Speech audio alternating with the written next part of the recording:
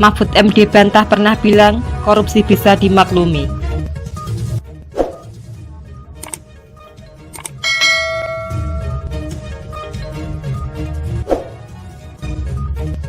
Menteri Koordinator Bidang Politik, Hukum dan Keamanan Mahfud MD di Jakarta, Selasa, membantah kabar yang menyebut dirinya memaklumi korupsi selama itu demi kemajuan. Klarifikasi itu diberikan oleh Mahfud karena mantan Menteri Riset dan Teknologi, Muhammad Hikam, sempat jadi korban kabar keliru tersebut. Pak Hikam percaya bahwa saya bilang untuk mencapai kemajuan ekonomi pemerintah boleh membiarkan korupsi. Itu semua permainan medsos yang omong kosong. Tak ada itu, kata Mahfud melalui keterangan tertulis sebagai bentuk klarifikasi kepada Hikam. Mahfud kemudian menjelaskan ada pihak-pihak yang memelintir pernyataannya saat itu membuka diskusi webinar bertajuk Ekonomi dan Demokrasi pada Sabtu minggu lalu, 1 Mei.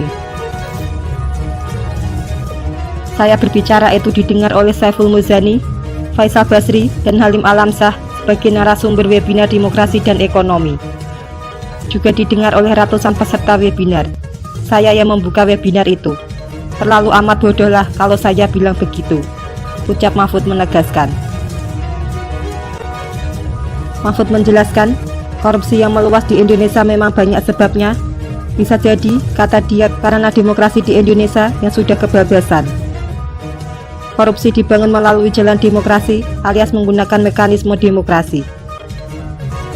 Oleh karena itu, Mahfud menilai hal yang mesti dilakukan saat ini adalah menyehatkan demokrasi agar bisa mengurangi korupsi dan mempercepat kemajuan ekonomi.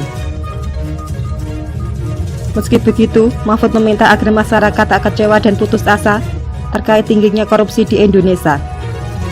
Yang mesti dilakukan saat ini, menurut dia adalah dengan terus berjuang dan melawan korupsi dan menyehatkan demokrasi. Mahfud mengamini korupsi di Indonesia telah masuk ke semua lini.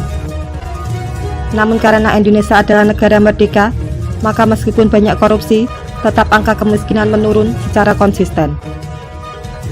Meski banyak korupsi, berkah kemerdekaan itu telah menurunkan angka kemiskinan secara konsisten dari waktu ke waktu, apalagi jika tidak ada korupsi, kata Mahfud.